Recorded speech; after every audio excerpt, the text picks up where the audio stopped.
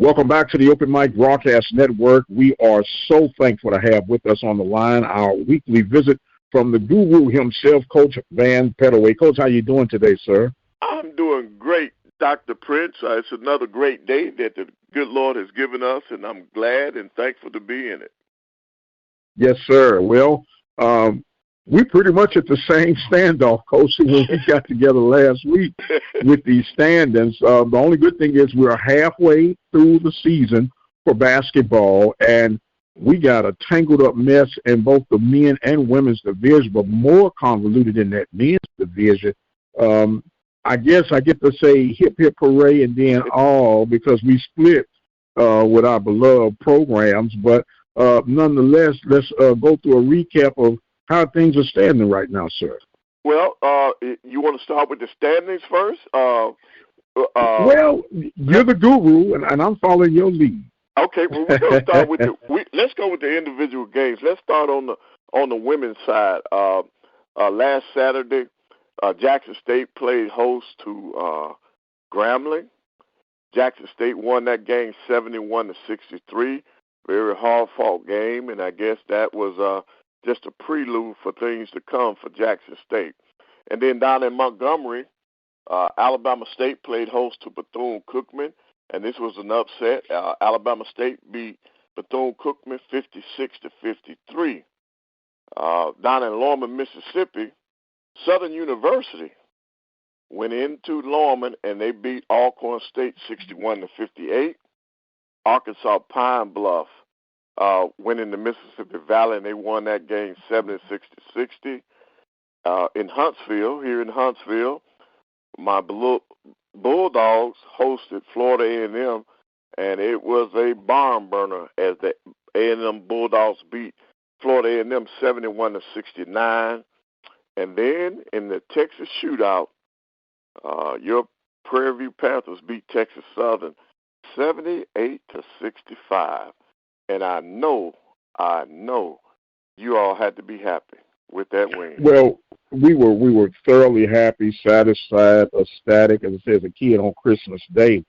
But you got to look at it for what it is. It was a good win for the Panthers. I'm sure you're going to talk about what happened on Monday night. Mm-hmm. There were some difference between, as they say, night and day, as what the Golden Lions left behind, the aftermath of Panthers all over the side of the road.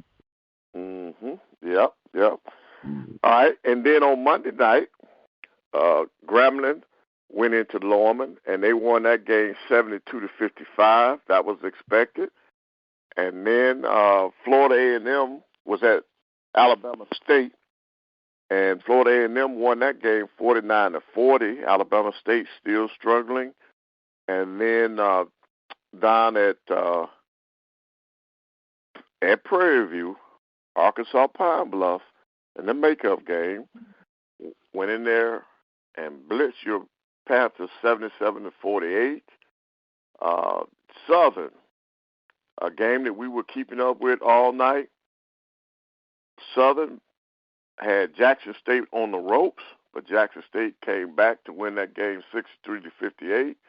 And here in Huntsville, in overtime, my Lady Bulldogs beat Bethune-Cookman 76-72. Now, out of all the games that took place on Monday night, we were in shock when we saw the Pine Bluff and Prairie View score. You were in shock. Yeah, and we could not figure that one out because I thought after winning the rival game that they would be ready to play. But a lot of times with your team, you put so much energy and time into winning that game that you come out flat for the next one, and it seems as if that's what happened with this. Well, it probably was the case, but if you look at it, Pine Bluff has a very good squad. The record is indicating that in the conference standings. Coach Thornton is doing an outstanding job, and she's got a heck of a go-to player to help carry that burden when it gets to tight and crunch time. So right. it's one of them deals that you gotta shake it off. It was an emotional win on Saturday, and they were just like on fumes on Monday, and you just hope they can replenish, and get ready for this long Florida trip coming up this weekend. Right. And so with that being said, the conference standings on the women looks like this. Of course, Jackson State is still undefeated at 9-0. Arkansas Pine Bluff, who beat the brakes off of your Panthers, they're second at 7-2. Grambling is in third at 6-3. And Alabama A&M, Prairie View Southern, they're all tied at 5-4. And then Bethune-Cookman and Florida A&M 4-5. As the battle continues for second place, because it seems as if Jackson State, once again, they found that magic potion, and they seem to be rolling. Those ladies are really playing some fantastic basketball. Right. Now, on this backside, Coach, you got a lot of these teams, they're like jockeying for position. Right. And, of course, when they start playing a head-to-head, they'll cross each other out. When you're in that position as a coach, I know it's one game at a time, the same old, but I want you to be honest with me, Coach. Sometime during the course of a season like this, do you as a coach, and I know the importance of one game at a time and don't look ahead, but don't you kind of start checking mentally, we should do okay in this game, we should be okay in this game, but let us make sure we take care of this one that's in front of us? To be honest, I try to do that before the season, and I do it during the season. I've always done that. I always tell the team that we do it one game at a time, but yes, in that office, I'm looking ahead. I'm trying to see, I analyze where we are today, and I look at the future.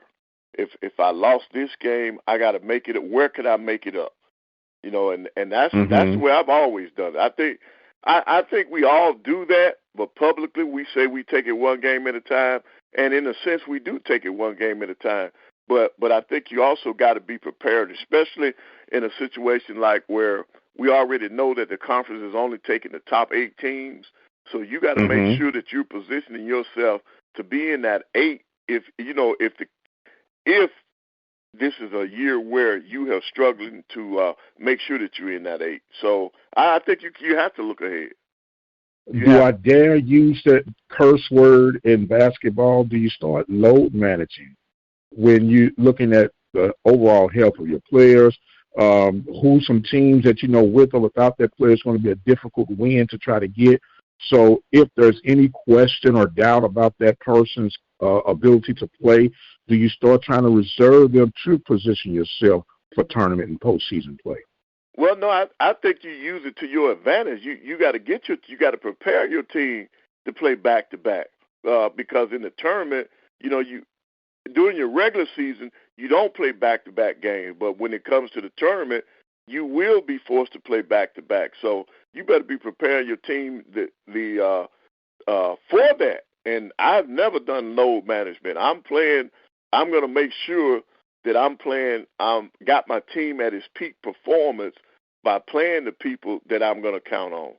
And that I think you just have to, that's the way I've always attacked it. I've never done load management. I don't believe in that. And I think they do it in the NBA because they play, they're not accustomed to playing too many back-to-back games, night after night. And the only time we face that in on the collegiate level is when we're in tournament play. Because when you play your conference schedule, you got that day in between, and in some Power Fives, you got 3 or 4 days in between. So you don't really have to do load management as much in college, on the collegiate level. I think some coaches, they may view an injury as a precursor to hold a kid back to limit their minutes. But I don't think we don't just sit a person out of a game for load management. Not very many college programs are doing that.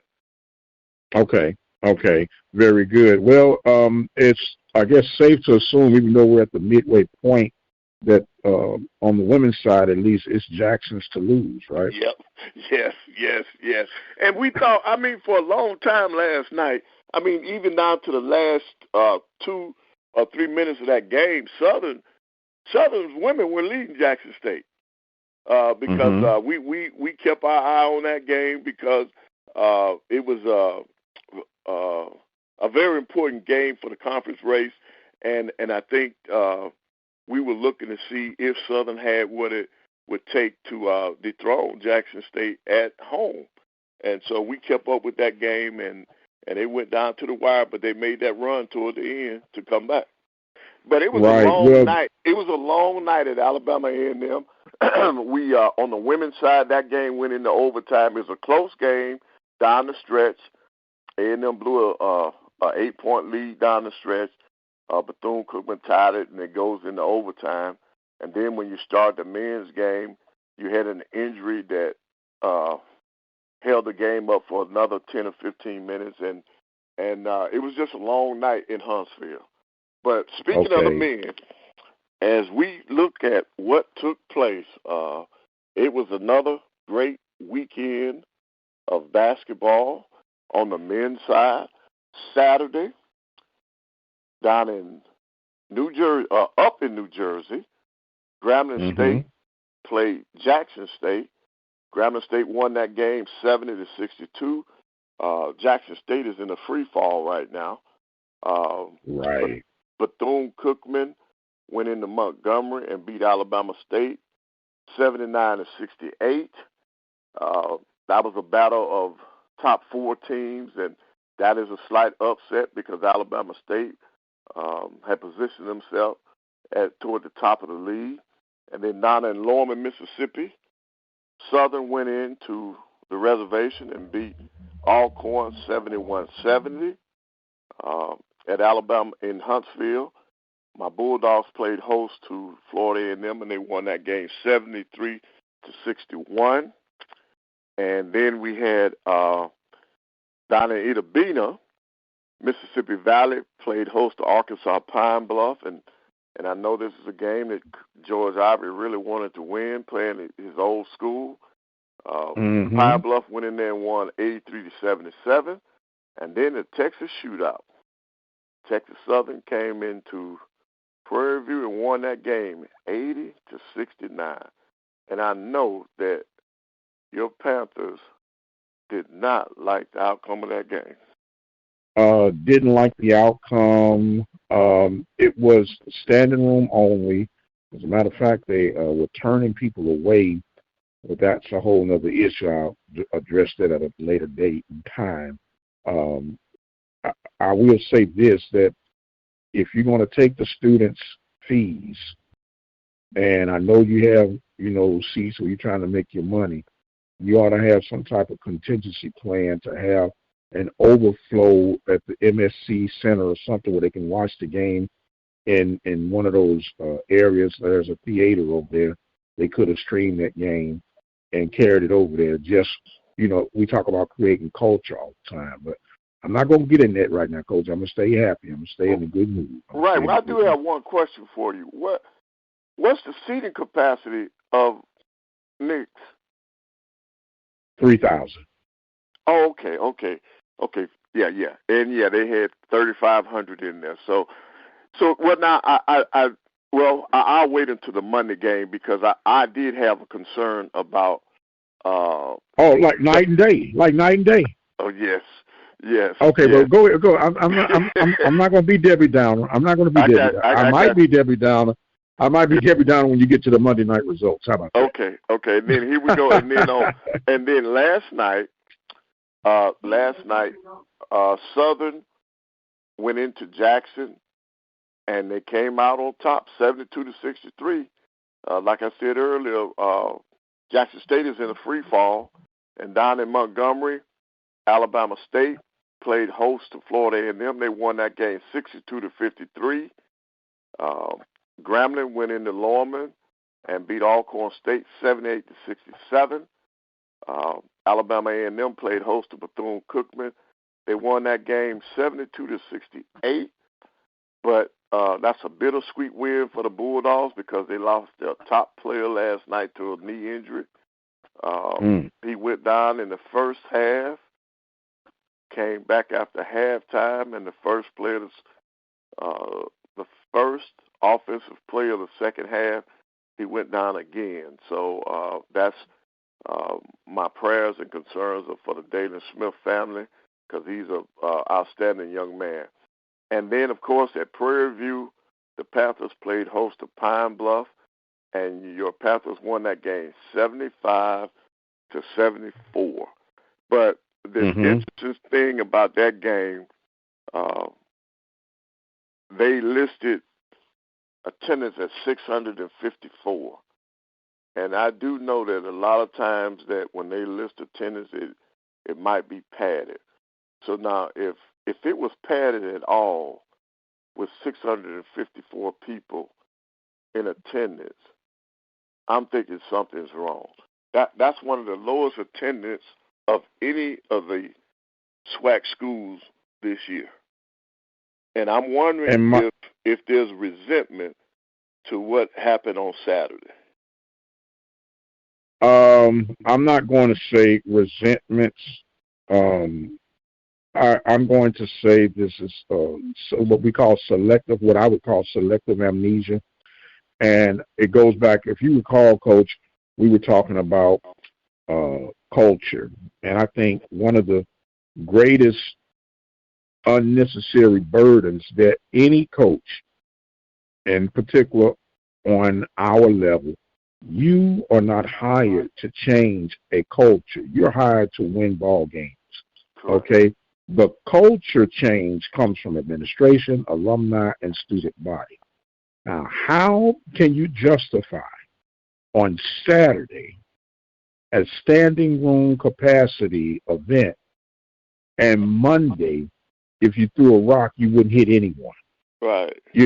And that is concerning. Now, what will happen if you are a coach, if you are a student athlete, if you allow it, that can weigh on your psyche, and then might I add, not only did they show up in massive numbers on Saturday, they were being overcharged for that particular game because it was a rival game.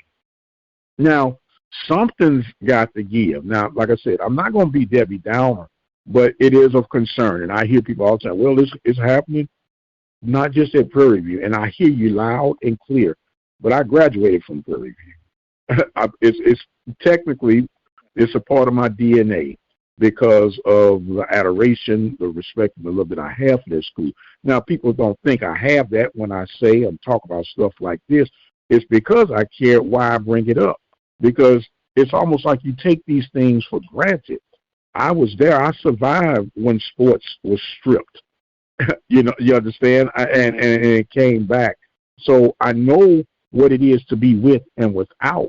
And it's just abusive and really irresponsible and I'm not going to just put this on administration. It's on student body. Because I guarantee you, as that game was being played on Saturday, the announcement flow at any break. Don't forget to join us on Monday for the makeup game. And it's the same distance it took you to get there Saturday that it would take to get there Monday. And I'm gonna stop right now and let you talk, Coach, because I'm getting going. No. I just wanted to tell you that you're not the one bringing this up. I am. I'm the one that I'm concerned, and I'm an outsider. But I love the SWAC. I love basketball. Basketball has been my life, and so I look at all aspects of this, and it's been concerning for me. I keep up with attendance, not just at Prairie View, at all the places, because I'm trying to see what the trends are, what's happening around the SWAC. What can we do as a league to improve our attendance? I'm one of the people that's always said that the contract with ESPN was not helping the SWAC because they would always put us on Monday nights. Now, with the Monday nights games, those are always the least attended games whether we had ESPN or not. And so in my estimation, from a recruiting standpoint, when a kid looks at a SWAC game on Monday night, that's not helping any of our schools to see all those empty seats. So this isn't just your fight. This is my fight. This is our fight. This is the SWAC's fight. We gotta figure out a way to engage our students so that things are better. Because right now, when you look around the SWAC, Jackson State is leading the SWAC in its attendance in basketball. Southern is a close second. So we have to look at this as a whole, not just at PV. But my concern has been at PV because you all have the championship DNA when it comes to basketball. And over the years, even when you all were winning championships, Van Pettaway, was still disappointed in the attendance because you did have a championship program. So it's not not you. It's me being in basketball for over almost 50 years, and it bothers me to see what's happening when it comes to attendance. So I wasn't bringing it up. I was bringing it up because I'm concerned, not that Dr. Mike Prince is concerned. I'm concerned. Well, I heard in all that I am my brother's keeper, and I thank you for that, sir. Because when you look at this thing, it's a reflection on us. We want people to embrace our product when we want to embrace our own product. Yep, and it goes to that, I dare say, culture again. And once again, that's not anything that a coach can bring in. That's something that has to be within. And to me, it's a bit selfish, that you don't care enough. Now, I know it's a rival game, but what's the difference if you got a home game to come out and support, and even if it wasn't nothing but to socialize, let's get out here and make it happen. But and it's going to be a part of a topic that we're going to talk about a little bit later that I see some bigger divisions are doing. And I'll say that for later, but it is of a concern. It's alarming concern, very much alarming concern. And it's one of those deals. What do you do? And if you're going to have that type of attitude as an investor, as an administrator over budgets, why should I put more into it when there's nothing gaining from it? Yep, absolutely. That's how you have to look at it, and I think that's what a lot of our schools are looking at it. Well, I understand what you're saying, but I didn't want you to carry that burden because that was on me. When I looked at attendance last night, and I do it every weekend. I do it every weekend because I'm trying to see if we can pinpoint any kind of trends, and I've always done that. When I served on the different committees, I always brought up the plight of HBCUs. See, because we can have the attendance on Saturdays when our people come out, but for some reason during the week, and it's not just basketball. You look at our Thursday night football games. Nobody attends those events in HBCU. So I think as a league, we need to look at that. We need to look at that. Okay, now that in terms of the standings now, despite all the attendance, this is what the men's side look like. Southern and Grambling are both sitting at the top of the league at 7-2. Alabama State and Texas Southern, here come those Tigers, are 6-3. Yes, sir. 6-3. And you're talking about championship DNA, they're 6-3 now. All right, and then you got Arkansas Pine Bluff and Bethune-Cookman are both at 5-4. And here's the log jam. Here's the log jam. Prairie View, Jackson State, Alcorn, and Alabama A&M are all at 4-5. Now, yes, sir.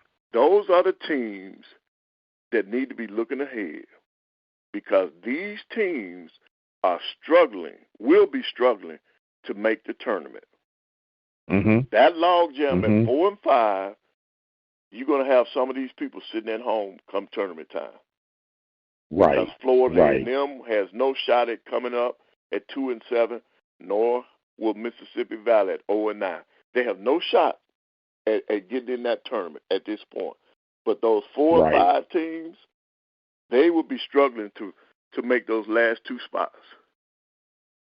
And the add to that, Coach, is because of the struggle that FAMU and Valley are experiencing right now, that you must win that game. There is no excuse for you not to win that game. Right, and that's what I mean when you say you look ahead. You say, well, okay, I got Valley, I got FAM. I cannot slip up in these contests. I cannot allow my team to overlook them. We must win those games to stay in this 4 and 5 position. Right. Yep. Right. Right.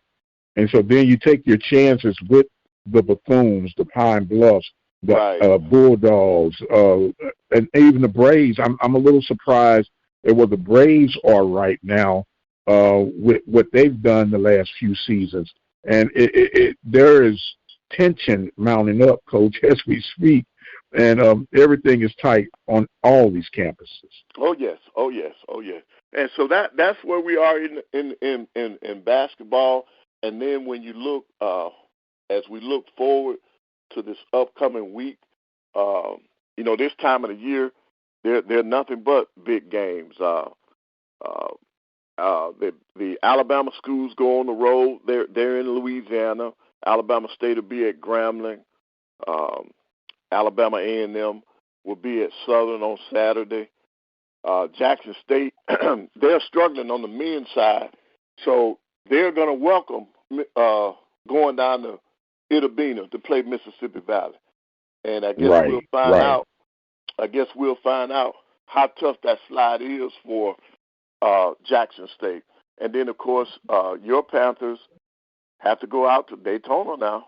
And then Texas Southern is at Florida A&M on Saturday. So Saturday is going to be a big matchup in terms of games being played on the men and women's side. I think the game of the week probably on the men's side is probably going to be Alabama State going down to Grambling, because you're talking about 2 teams that are toward the top. And so they will be battling. And then on the women's side, I guess probably the best matchup will probably be Pine Bluff. Well, no, Alcorn's not going to stay with Pine Bluff at Pine Bluff. So I guess I'm going to pick. I'm gonna pick your Panthers going down to Bethune-Cookman. Right, I was thinking about that because where they are in the standings right now. Yep. As you mentioned, these are all critical games, but if ever anybody needs to go 2-0, both Prairie View women and men's programs need to come back from Florida 2-0 to help reposition themselves in what's to lie ahead in the Southwestern Athletic Conference. Right, and I just think it's and then on the men's side, I just think Jackson State, they've lost 4 in a row after starting out the season on fire. I think it's going to be crucial that they bounce back against Pine Bluff. And as a coach, he has to be looking at that game like, this is the game that we can right the ship. Because after losing 4 in a row, if they're going to stay in contention, they got to win that game against Mississippi Valley. Right. Now, one thing I will give Valley, and we talked about it throughout the course of the season thus far, they are a scrappy bunch that just seem to run out of gas on that second half, but they are a bit tougher when they're at home defending their home court. So you can't take them for granted in the case of Jackson, and I'm thinking about my Panthers, because they'll play Valley on the road on this second half, and you got to have it. They'll have to go to Pine Bluff and take care of Pine Bluff. And man, this thing, it's exciting, it's frustrating, and it's a head scratcher all at the same time. Yep, and that's what's exciting about college basketball, and particularly SWAC basketball. So we still have a lot of great games. great matchups coming up, and I'm looking forward to it, Doc. Yes, sir. We're talking with the guru, Coach Van Pettaway, here about the Southwestern Athletic Conference, of course, but there are other things that go on throughout the landscape of college athletics that does sooner or later trickle to our level and division of play. And, Coach, I wanted to get your feedback. Just a couple days ago, Dartmouth basketball program were allowed by a judge to start unionizing, which is an indication that they are considered employees of the university. How do you take that in, and what could this possibly lead to? Well, I'm going to tell you something. Doc, this is going to be so confusing because right now they're still trying to figure out NIL. So right, how does this, along with NIL, how will this impact college athletics? I think making athletes employees is going to kill. Well, I think amateurism is already gone with the NIL. Mm-hmm. But I think it's going to be the downfall for collegiate athletics as we know it. I think it's bad. Well, it's, as they say, depending on who you're asking, right? Yep. And what time of day it is, right? Because it's 12 o'clock. One is pitch dark and the other one is bright sunny. But yep. when you look at not only this judgment that's coming down, but you got to look at what's going on in a strategic move with the SEC and the Big Ten forming their little pack. We talked about it last week, and people kind of gave me that side-eyed look, Coach, talking about sacrificing, which sport would you sacrifice?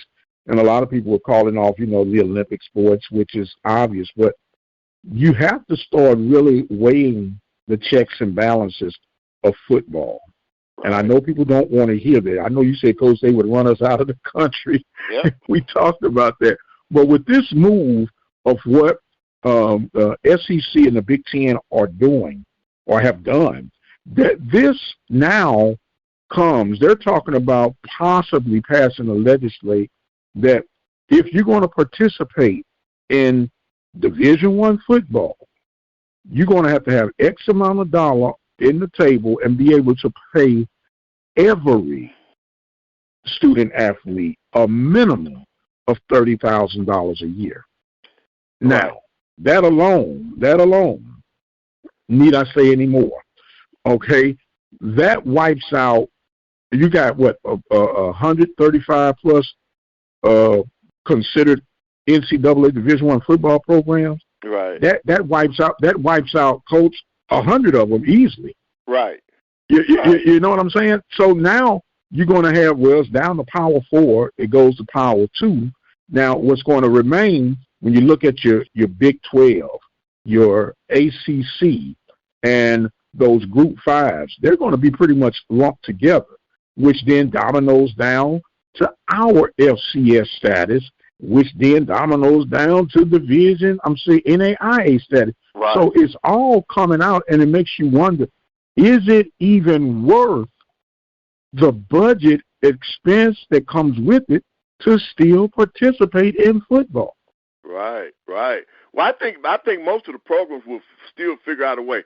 This is what I see I see the SEC and the Big Ten somehow or another. I think they're going to end up pulling away from under the umbrella of the NC2A, which I think is best for them. Then you take the rest of the schools, and they can be more competitive when it comes to budgets and things. Now, I think that with the Big Ten and the SEC, you're going to find out that they're going to set their own parameters in terms of what sports are going to be played. All right, that $30,000 that they're talking about giving out, they're going to redefine their sports programs, I think. And they're going to say, these are the sports that we're going to have on the men and the women's side.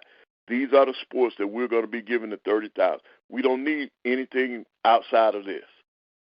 Football-wise, I think they'll be able to do it. I think last week when I was telling you that we had a major college program that had a deficit, it was LSU's women's basketball. That's what it was. Mm-hmm. They won a national championship, but they ran a deficit when it came to the amount of money that the university was giving their program and what they brought in.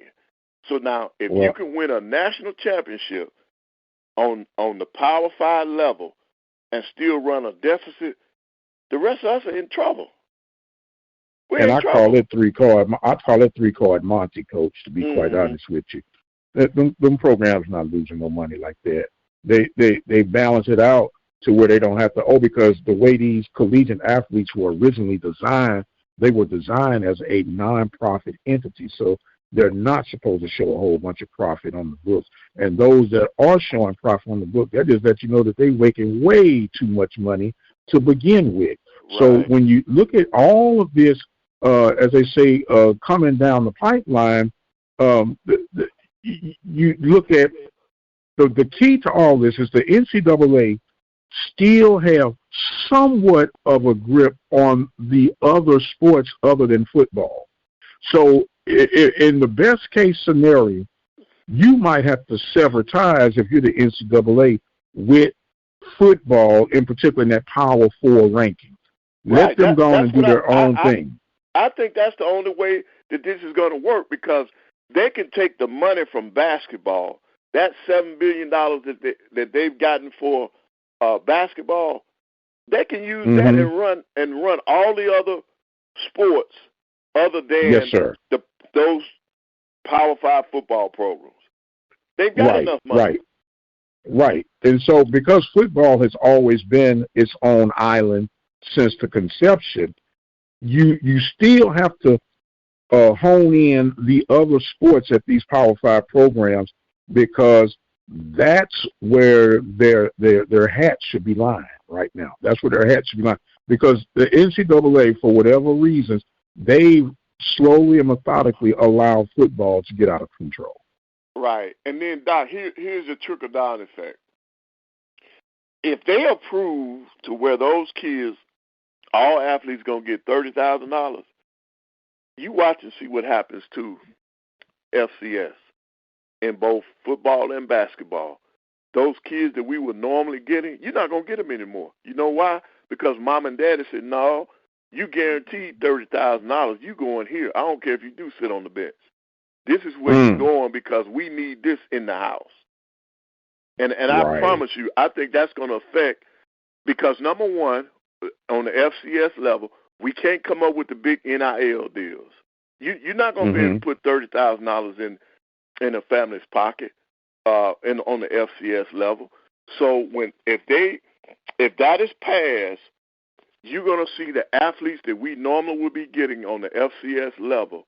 We're not going to get them anymore, because they're going to go and sit on that bench and bring that $30,000 into their households.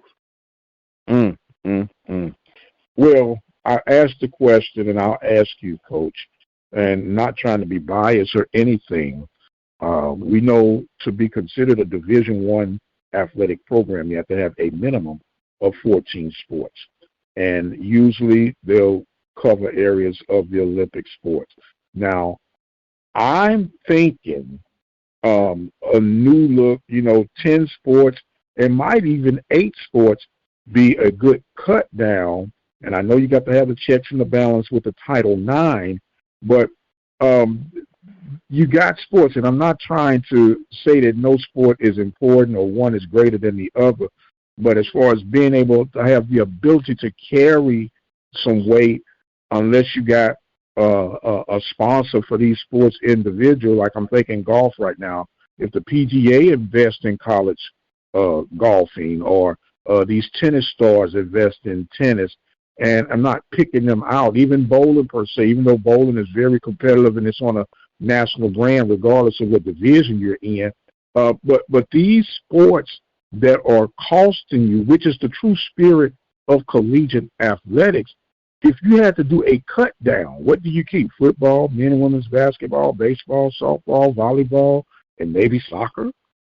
Well, to me, it's a tough formula to figure that out because football screws your numbers so bad on the women's side that when this model really comes out, what you're going to end up with, you're going to have more female sports than male sports, and it's going to be because of football. If you're going to do the gender equity thing, Title IX thing, you're supposed to be offering as many opportunities for the females as you do males.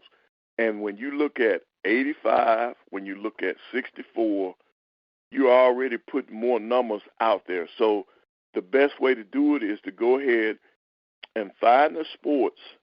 One of the sports that they might need to look at for women is lacrosse because you can get your numbers up that way. All right, you put lacrosse. Some of the schools need to stick with swimming, because with swimming and diving, you can put a larger number of female participants out there, and everybody's got to have track and field. You got to have track and field because you can increase your numbers that way. But I think you're going to look at a model where there's going to be more female sports than male sports to balance it off, and you just got to find I hate to say this, you just got to find the female sports that are not as expensive to operate. You got to fund them. You got to fund them. So you find the ones that would not cost you as much money to put in effect.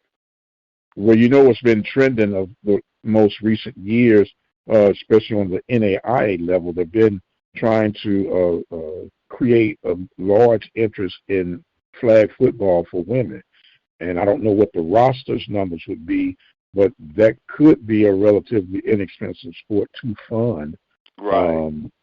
And I don't know what you'd have, 30 team rosters, I'm assuming. I have no idea. What is it, 7, 8 players on the field at one time? Right. So that's where you can get your numbers up. That would be a great sport. And you look at it, in most cases, you already got your fields.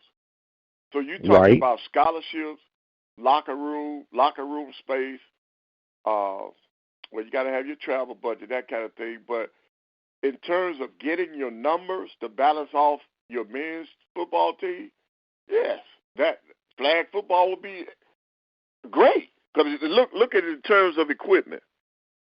Knee pads and flags. Right. You and a mouthpiece. Got to have a mouthpiece. Yeah. Mouthpiece. Yes. So if you're looking at expenses, flag football would be one of the sports that they need to look at. You're right. I hadn't even thought of. I was thinking. That's why I brought up lacrosse because I know in lacrosse you can have your numbers are up, and I don't know how expensive it is to buy the gear for lacrosse, but I was just looking at sports where you got your numbers because if you got to get up to 85 and on the FCS level, if you got to get up to 64, you got to have some sports that create numbers on the female side. Yeah, flag football would be one that they need to be looking at. Well, now that you bring that element to it, you have to keep bowling because that's an all-female deal, and you could circumvent a budget around bowling. If you incorporate flag football, soccer, softball, and volleyball, then your women's basketball, that's a strong balance. And once again, in that case, Coach, if that's the route you're going, the sacrificial lamb for a lot of these schools, and they don't want to hear it, it's going to probably be getting rid of football. I know it sounds taboo, and I can feel the darts throwing at my picture right now. But they be like, man, this man had lost his mind. But it's either sink or swim. Yeah. It's either sink or swim right now, though, Coach. Well, that's true. And I love me some football. It is a very strong entity in my life. But if we're looking at the future of this thing, with the current status of money that we have available, you're going to have to come to that harsh decision sooner or later. And the smart presidents, the smart ADs are setting up some type of contingency of life without football. They don't see that. They don't see that, Doc. That's not going to happen. So we better be concentrating on a model that will get these numbers up on the female side. That's cost effective. That's the only thing we can do at this point. That's the only thing we can do. Look, it is Black History Month, and we might have to be on the Underground Railroad for this one, sir. But that seems like the message if we really look at it. And I hate to put it like that because I don't see no other way, Coach. I mean, you could come up with the flag football. It's not going to make up that much of numbers. What other female sport can you come up with that's going to keep costing you money? And then you're going to get the backlash from football. Man, we're funding everybody. We can't even spend our own money because all these other sports we got to support. Well, you are taking the big pie, and you got to share. Just like when my mom used to tell me with my younger brother, you got to share with your brother. That's the only one you got. But mama, I like that part of the sandwich. He want to eat the best part of the sandwich. Well, we all just trying to eat. I don't care which part you get it, but I got to have something other than the crust. Right. And then I'm going to tell you something else that we haven't really looked at. If the SEC and the Big Ten pull away and do their own thing because of football, how does that affect the basketball side of it? Because that's what I'm saying. You got to let them have their own entity. They become their own island. And that's what I'm saying. Okay, football, you have a separate meeting with the power brokers of football because they're the ones driving this whole narrative, Coach. And so we'll give you this, but you can't have that. And send them on their way. They could rent the stadiums. They don't even, Coach, to be honest with you, and you're going to think I'm crazy again, them guys don't even need to go to school. Just go on and play ball because y'all are semi-pro teams anyway.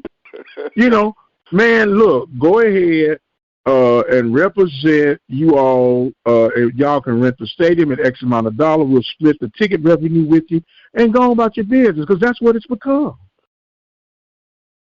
Wow. That's what it's become. Well, like I said, these kind of ideas will end college athletics as we know it. It's already ended, Coach. It's already ended. And I'm going to tell you a prime example, a model that you'll look for. The XFL and the USFL just merged together to create the United Football League. And don't be surprised if these power forwards get together and look at some of the pros and the cons of how they've united that they can implement in their own version of that on the quote-unquote collegiate level. Yep. But then that's what we are. That takes care of your top football programs. How does that affect FCS? Well, that's what I'm saying. You hone all of them back in. And once again, here comes another, here we go again. You're going to have to set some type of budget ceilings to keep this thing under wraps. You're going to have to, Coach. You're going to absolutely have to, because what's going to happen? In 10, 20 years, you've recreated the very thing that's got you where you are right now. And you got to put a strain on it. I was looking in the case of, was it Louisiana Tech? They're trying to hire an athletic director. That athletic director salary on a Rule 5 budget, $275,000. We're trying to pay that on our level, and we can't afford that. You say $275,000? We can't afford that. $275,000. But we got some people making more than that now. That's what, and Coach, we're paying it, but can we really afford it? Right. When we're looking at the numbers financially that are coming in, that are being supported through donations, can you truly afford that? We just saw the experience with Willie Simmons leaving to go to Duke You know, yeah, FAMU raised some money in 48 hours, but they would have to continue to do that, and sooner or later you're going to bleed the turnip. Yep. You know, so when we talk about the realities of what we're faced with, okay, and this is not a downplay on SWAC, WEAC, football. You have what you have because you are what you are. And if a person wants to coach on this level, this is the ceiling. Now, we would love to have you, but this is, be honest with you, Coach, our division has been treated as a stepping stone anyway. So if you work your way out of here, congratulations. Now, if you are a lifer and this is where you desire to be, then bless you too. But don't start hollering at me 5, 10 years in the road that, man, we don't have this. You knew what we had when you signed up. Right, right. And that's a reality. Okay, okay, since you brought up Willie Simmons, let me ask your opinion on this. If it's true, from what I've been hearing, that this man coached at Florida A&M and he did not get a raise during the entire time he was there, is that fair? Is that fair? It's not fair, Coach. It's not fair if it's true. But what I'm saying is, looking at the budgets available, if that's the best you can do, maybe that's why he took the job to go to Duke. Yeah. Okay. The things that I got this week, that man went in there at $200,000, and that's all he got. There were no other incentives. And if that's true, I think that's terrible. Now, I don't know verbatimly if that's the bottom line, and he may have had a $200,000 base with some incentives, because all coaches are going to have some type of incentives, even if it's nothing but $3,000, $5,000 for beating your rival. You know, I can't buy that one wholeheartedly, that it was just 200 flat. Okay, but once again, when you come here, it's just like taking an entry-level job, Coach. Okay, this is what the job pays. These are the requirements, and then, of course, in parentheses, of as needed, as called upon. Okay, and you get there, and it's good when you first get there because you're like, yeah, this is great. And then once you learn the ropes in the system, you realize that I can only get so much out of this particular position. I love what I'm doing, but I'm going to have to go to higher ground. And that's what you do. That's what you do, and there's nothing wrong with that. You know, what's the point, you know, of playing in Houston case at NRG Stadium, in a stadium that holds 70,000 people, and you're only drawing 15 to 20? That makes sense. That doesn't make sense. Well, they're going to charge me for parking at a Prairie View, Texas Southern game as if I was going to a Texans game. I can't afford that. That doesn't wash out, Coach. And it's nothing wrong with, okay, we're proud of what we do. We produce a good product, but this is our budget. That's why you have mom and pop operations, and that's why you have Fortune 500 corporations. Okay, they operate, they're providing a need, they're providing a service, but guess what? They have what they have because they are what they are. Right, and they do it at different levels. They do it at different levels, but they all require their due respect, and they require their pay. You know, I'm not saying that you shouldn't get paid, but do know and understand that I can't pay you $1 million a year when my budget is $1.5 million for the year. Right. It just ain't gonna work. Yep. It just ain't gonna work. You know, so it's one of those round and round, and it's what makes sports to me the most pure, nonpartisan conversation that you can have, because it doesn't matter if you're Democrat, Republican, black, white, short or tall. You talk about your teams, you talk about the X's and the O's and the facts. Either you have a winning program or a losing program. And when it comes to the separation, okay, do I have enough horses to go? Well, maybe I need to get in the donkey lane. And if I go to the donkey lane, as long as I can stay competitive, then I might have to get to the pony lane. But I have to find where I am to make sure that I'm giving. We talk about the experience for that student athlete. I don't care what level it's on. I don't want to be known for my athletic career that I was beat up on. Everybody's welcome that. Yep. That's not a good experience. What's the point of going to homecoming? Man, I got beat like a piñata all my life. Well, why do I want to come back and relive that? We didn't got deep in this one this week. That leads us to the other side of this too, Doc. We as a people, we got to support our own institutions. Yes, sir. We got to. We have to. Yes, sir. If we're going to survive. And we, as they say, a must need to support our very own. Yep. Going back to that attendance on Monday night and Saturday on the campus of Prairie View, that's inexcusable, man. That's inexcusable. It looked like a ghost town in there on Monday. Yep. It looked like ghost, but that's neither here nor Coach. I know we didn't ran over time this week. But we're going to apologize for it. I was just going to say, let's not apologize because this is needed. It's needed, Doc. There's a need for this. Because no doubt about it. We need to stimulate the mind, and we have to start thinking outside the box. Yes, sir. Yes, sir. And with that being said, sir, I think I need your official pick for the Super Bowl this week. Unless I already get it from you? No. We still at that stage to where we can put it out there. I'm gonna stay with the champion. I'm going with Kansas City. He done made a believer out of everybody, didn't he? Yes. You say he couldn't win on the road. Say, well, he's done this because he's always played at home. Well, he went on the road and showed you all. Yes, sir. And he's the underdog this week in the Super Bowl.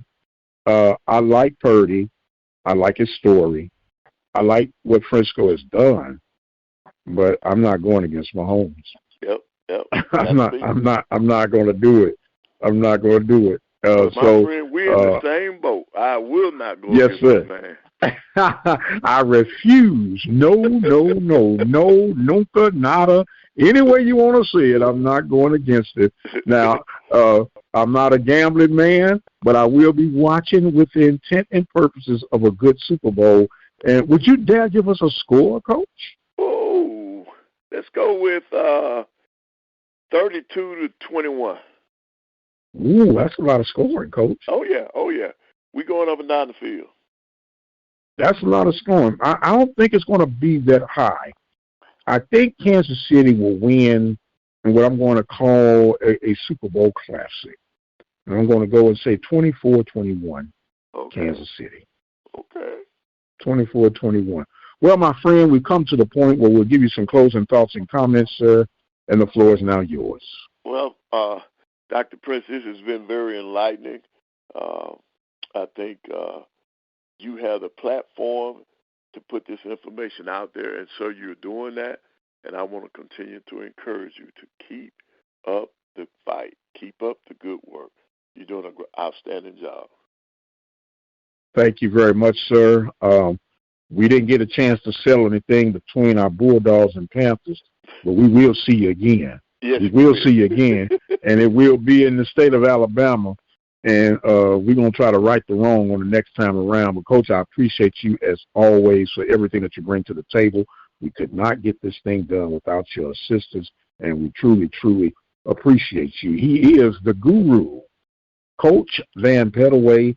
I am the radio guy, Dr. Mike Prince. Thank you guys so much for joining in with us. Don't forget to follow me on X at the Mike Prince Show. Subscribe to our YouTube channel at the Open Mic Broadcast Network. Visit our website for our 24-hour stream at obnradio.com. And until the next time, you guys be blessed, and we'll see you on the other side.